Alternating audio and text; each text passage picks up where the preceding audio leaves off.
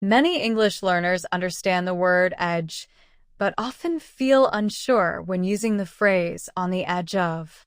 Does it mean fully on something or just near it? Today, we'll clearly understand how on the edge of works and what kind of position it describes. Welcome back to our prepositions and position word series. In the previous episode, we learned on the bottom of, which focuses on contact underneath.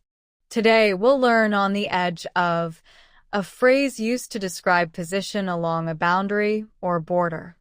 On the edge of means positioned at the boundary or limit of something. It shows that the object is neither fully inside nor completely outside, but placed right at the border. This phrase often suggests risk, instability, or closeness to change. For example, the glass is on the edge of the table. This tells us the glass is near the boundary and could easily fall. Now, let's compare two similar phrases. On the top of describes surface contact anywhere on the top. On the edge of specifically highlights the boundary area.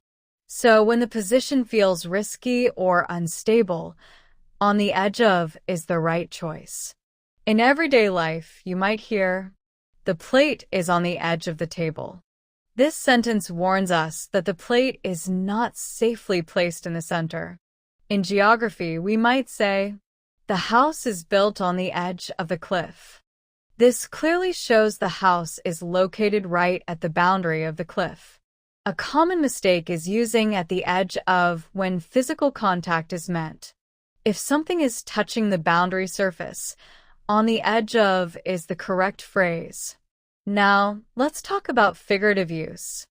On the edge of is very common in emotional and situational English.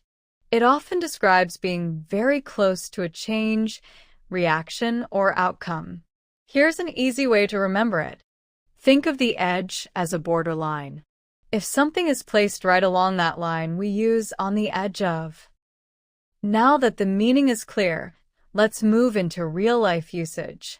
We'll go through 10 sentence examples, step by step, and you'll see how this phrase works naturally. Let's start with a very clear physical example. The cup is on the edge of the table.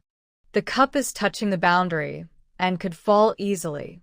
Now, let's look at a familiar indoor situation. The child is sitting on the edge of the bed. Here, the position is clearly at the boundary of the bed. Let's move to a small object example. The coin is balanced on the edge of the shelf. This emphasizes instability and precise placement. Now, consider a very common scene. He stood on the edge of the pool. This shows he is at the boundary, not inside the pool yet. Let's look at a geographical example. The village lies on the edge of the forest. This means the village is positioned at the forest boundary. Now notice this everyday body posture. She sat on the edge of the chair. This often suggests tension, readiness, or discomfort. Let's move back to household objects. The phone was left on the edge of the desk. Again, the phrase highlights risk and boundary placement. Now imagine an outdoor scene. The boat rested on the edge of the river. This shows the boat is positioned where water meets land. Now, let's move to figurative meaning. He was on the edge of losing his temper. Here, the phrase shows he was very close to an emotional limit. Finally, here's another figurative example. She is on the edge of success. This means she is very close to achieving something important. Let's recap. On the edge of is used to describe position at a boundary or a limit. It works for physical placement and is very common in figurative expressions. That's how we use the phrase on the edge of. It helps describe boundary positions clearly and naturally. In the next episode, we'll learn on the corner of, which focuses on position at a specific corner point. Keep watching and continue mastering English step by step.